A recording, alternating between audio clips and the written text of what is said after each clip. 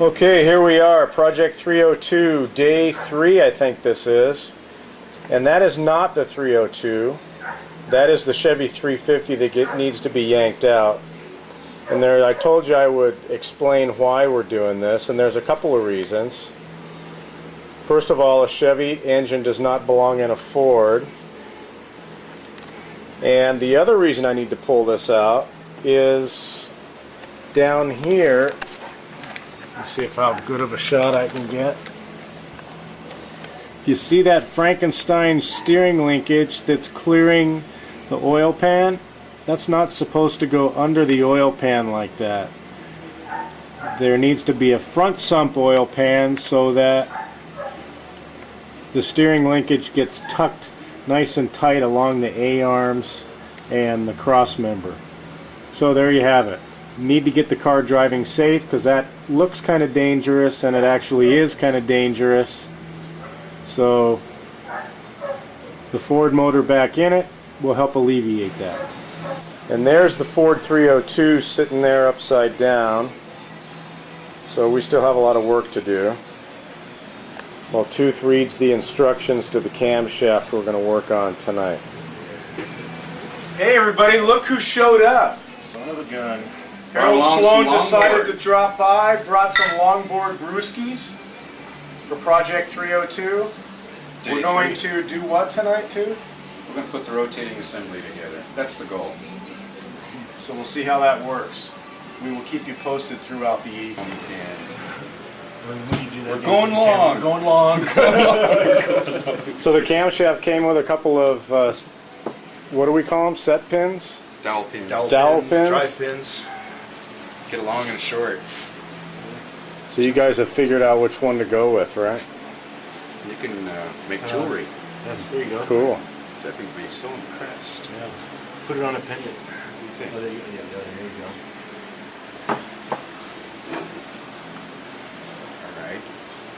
In goes the pin. We're going to butter this guy up and slam it in the block. So put the pin in first. Yeah, because we'll have to hammer it again, so we'll have to do that on the floor. Nice. Uh-oh, got to get out the hammer.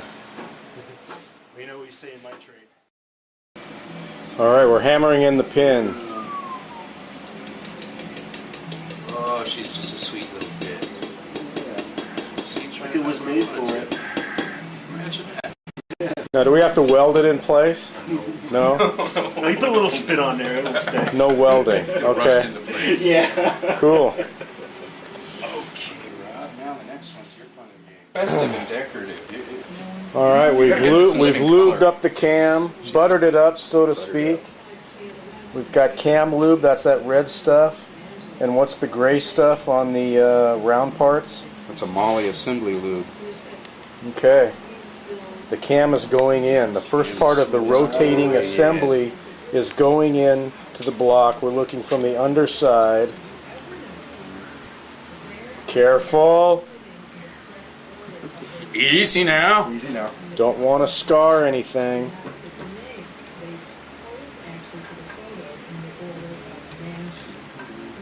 Harold, so you guys went to the Buffalo Inn for lunch, huh? Was that pretty good? Buffalo Inn. Yeah, it was alright. Burger wasn't as good as I expected, but I had great company, so it worked out.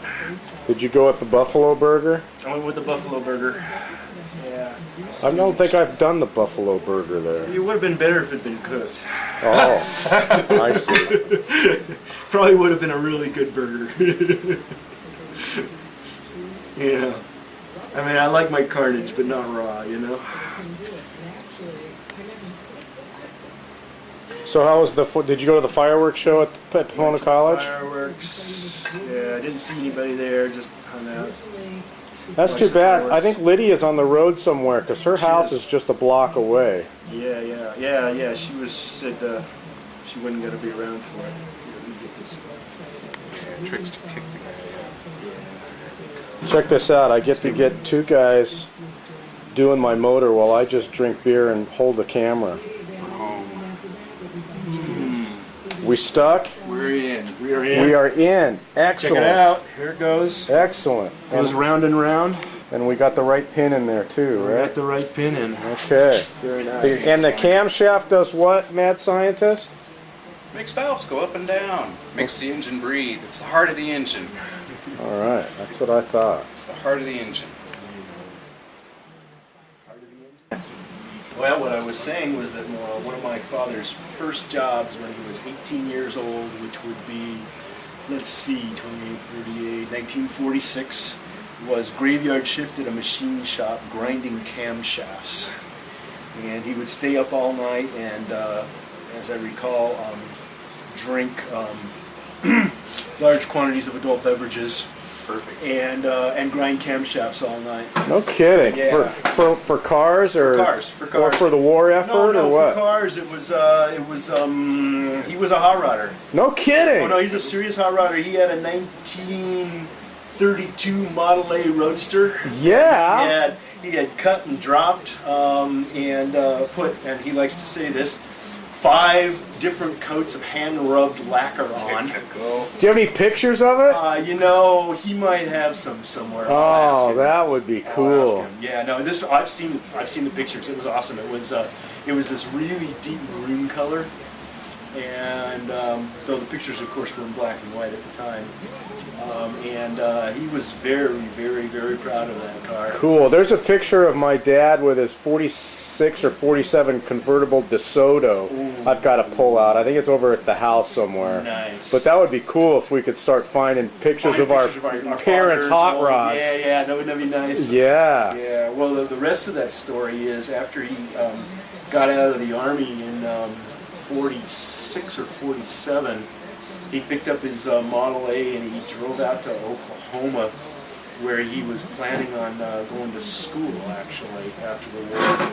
He drove out from California, and it didn't work out for him for a bunch of reasons, so he turned around and drove back, and he blew a main bearing seal on the way back, and he didn't have any money. He was like totally out of money, so he wired a coffee can underneath the seal, and he just drove until it was full enough, and he took the can and picked it up and dumped it in the top again. Oh, Put that's the can great. and drove along for a few more miles, got out, dumped it back in. Yeah, recycling his oil. Recycling Come his oil. on. That's how he made it home. Excellent. Yeah. Oh, that's a great story. Not a Ford guy. You're not a Ford guy. Huh? Well, I've been instructed to lube up the crank bearings. So what is this stuff? It's a Molly assembly lube. What makes it so special? It's lithium base with molybdenum disulfide and a little bit of graphite. Wow, So it That's what I thought. Real fast. Molybdenum disulfide. Molybdenum. So how- We just call it Molly. How much do I have to put on here? Oh, Is that cool, or do I need or more? even more. There's no harm in going over. When I hear you say butter it up, it's kind of like goo it on. Is that the same thing? more is better than less. All right. I guess you can't go wrong. There's no harm in too much. Yeah. Because this won't gum up once it starts. It kind of dissipates with all the other oil. Right. It'll dissolve in a big hurry. But see, between then and now, we're going to have to turn this motor a few times and setting the valves, doing this, doing that, and the other. So we need to have something to Something to keep from. give it a little bit of. So Hannah, what do you think of all this engine stuff? I don't know. At least we're getting the right engine in the right car. Ha! There you go. For now. Give it a few years, so I want a big block. More power. It's a Ford. Is that a 446? Was that the Ford? Let's see, 427. 427. That's right. Let's see if we can. Probably have something to do. Chevrolet's was the 454. I think I'm getting dirtier now than when we were taking the engine apart. Yeah, well, yeah. Do you remember Mitch Moshe? Yeah. He had that orange All right. runner. He's ready to That's good, keep Vince. moving up. Man, no, he had this. It must have been a 72. All right, so talk to me. What do we have here? Go out. We have placed the crankshaft in there. Next step is to figure out how the timing gear set is going to go on. But I'm really having a problem because I need another beer. Well, we have beers. Yeah. You want those two lines lined up, kind of through their center line. Uh-huh. So there we go. And hopefully, We're trying to line up the timing gear set. There's a timing dot here and a timing dot there. They have to be in alignment. Otherwise, what happens if we had it off a little bit? then your valves are opening and closing at the wrong time relative to the crankshaft position. And what would happen? It would run real funny. It would run though, huh? Maybe. Really? Depends how far off you are. I was thinking you would say we would hear a lot of crunching. This cam doesn't have enough oomph in it. If you had Oh. a high lift cam, yeah, you could really blow it and here's this thing. Okay, Steve, what's this wheel all about? What's this thing we got on there, and what are you doing? This is a degree wheel. We're going to set this to top dead center, then observe where the camshaft opens and closes relative to the degree wheel and the spec sheet of the camshaft. They'll tell us where they want it to open. This is the and close. camshaft mad scientist stuff I was telling you about earlier. So I'm first trying to fashion a little pointer. Cool little pointer here. I just gotta. I think we'll use a pan bolt.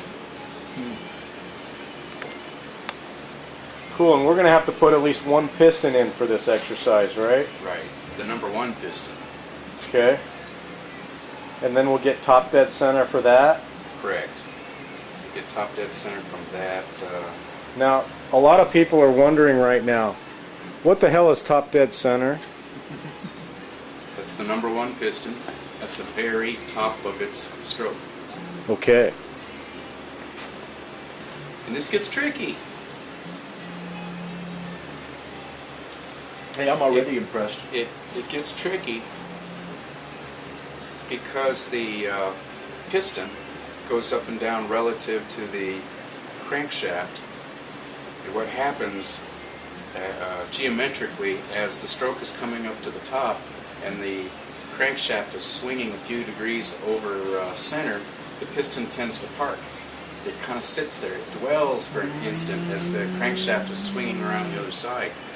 So there's quite a process to find out exactly where top dead center is. You merely just can't come up and dwell the piston. Yeah, it makes sense, doesn't it? Makes total sense. When you think about it, And yeah, I'm glad you're doing it, not me. Glad it makes sense to them. it makes sense to them.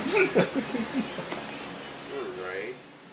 Okay, we're to the point where we're getting the number one piston put in. We've turned the engine over, yeah.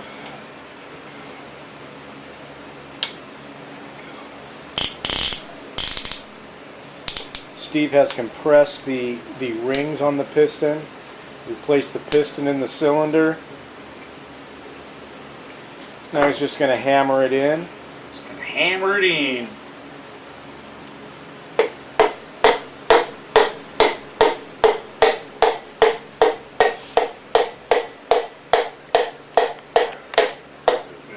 Look at that. I think we're still looking good. That looks like a piston, huh? In the cylinder. Funny how that works. Indeed. How'd that line up on the crank? Pretty good.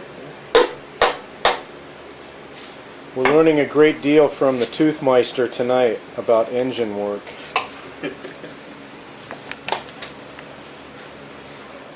In between beers. 50. So we're ready to start degreeing this baby. Yeah. There you go. So turn it back. With our fine precision tools here. So I'm gonna back it off. There we go. Go all the way around.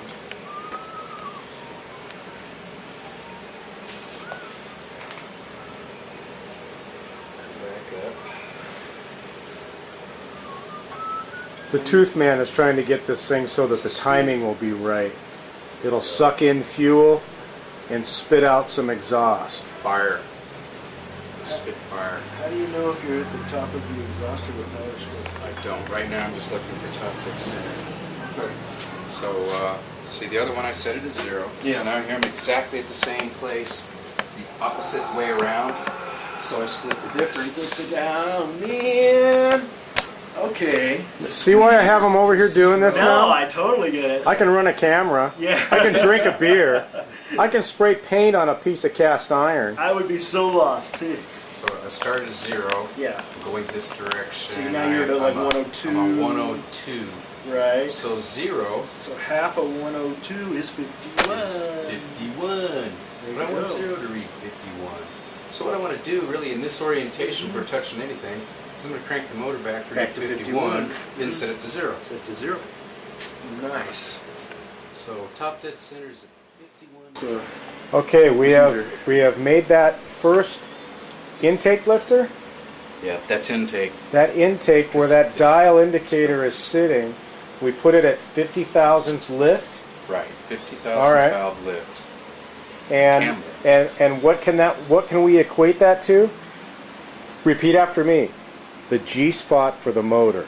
You betcha. Okay, Let's revisit. let's revisit that. Okay, so now what are we looking at? All right. So the intake lifter has come off of its lobe 50 thousandths of an inch. Okay, We had our degree wheel set at top dead center. Our matching cam sheet says the intake should open at 5 degrees after top dead center at 50 thousandths lift. We're at 5.5 degrees. is that good? You're good to go, Mr. Hare. Right on, because I'm almost out of battery. This has been very typical of my experience when we degree one of these in. always happens. Well, no, they usually check out fine. Okay, now we've reached Ladies and gentlemen. we have reached the important part of the evening. We're going to call it quits here right now. We've got one piston in. We've degreed the cam with the mad cam scientist, Mr. Toothmeister.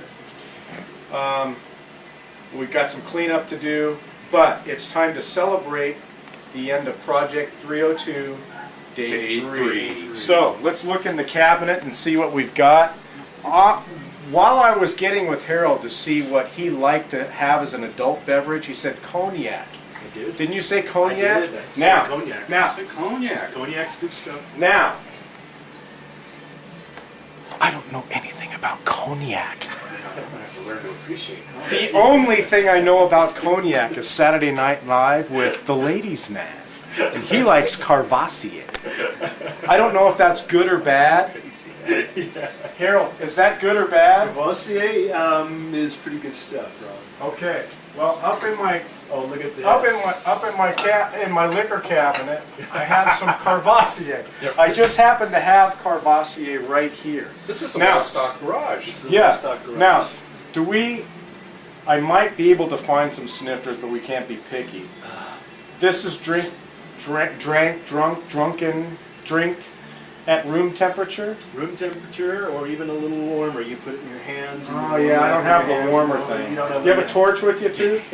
A torch. Torch. It's all right. You know, paper, No torch? paper cups will work. Hannah, fade out. I'll go get some glasses. We will have some Carvassier. The fade is back here. Press that button right there. Forget it. Just turn it off. I'll fade it out on the Peace out. computer. Peace out. That's awesome. Really good. I stared. Let's Get do going. this. All right. What I was telling these guys while you were out getting the fancy brandy snifters is that this was the first drink my father taught me to drink. Really? He was seriously into Courvoisier fine cognac. Really? And he did the whole father-son thing with teaching me to swirl it around in the glass and sniff it and the whole thing. This is cool. And, How old were you at the time? 16? 12, 14. Something Dad's like doing that. 12. Yeah, Son, no. come over here. Oh, no, are you kidding? He had Take me a drinking seat. scotch when I was 8, so, you know. A hot rod? Yeah. Drinking scotch at 8? He was, yeah. Hey, Dad, you're lagging over here. Okay. Sorry. Just kidding. How much do I pour in here? Oh, you don't need much. About that? Yeah, hey, twice that maybe. Yeah, that's plenty. Yeah, you're good right there. That's like a ton right there. Yeah. Yeah, actually, that last glass Steve gets. Okay. Well, Well, guys, have scientists. this is to the third night of Project 302. Harold, so glad you came by. That's great. It was the best. I think these guys are getting Yeah. a kick out of this. Nice surprise for you to come by. Wish I could have invited a whole bunch of you over, but the Debonator would have had another word about that, right, Hannah? Oh, yeah. Okay. I consider this an honor. Terrific. Thank you. Thank Yes. you so much. Oh, yeah. Now, what is this actually made from? Surprisingly smooth. I mean, we did whiskey at your house. Right? What is this made from? You know, it's distilled. I'm not sure what it's distilled from. Yeah. Because it has that oak, Mhm. oak flavor. Well, it's distilled and then aged. So that's what we try to get the oak. But, you know, warm it up in your hands a little bit, get it nice and warm so it starts to kind of fume, Yeah. you know, and then you just run your nose over it. It takes a little bit in these. It might not take a while in this, but, you know, and then you just run your nose over it. It's like, goes all the way up into your sinuses. Well, as another parting gift, I have some music for you, a Raveler CD to listen to on the way home. Just some old rock and roll stuff. Very nice. And as another parting gift, Definitely on the way home. a couple of heavy-duty hand soaps to wash your hands on the way home. Biodegradable. Oh my God. This is great to leave in your toolbox. You are on. Steve, Power for you gold as well. and multi-green. Cool. Excellent. Day 3, Project 302. Success. Nice surprise. The Toothmeister. We got one piston in. We still need to assemble the rest of it, and we will get that done in the next episodes. See y'all later. Thanks for coming by, Harold. You man. All right. Got Cool. We're fading. Excellent. Nice job.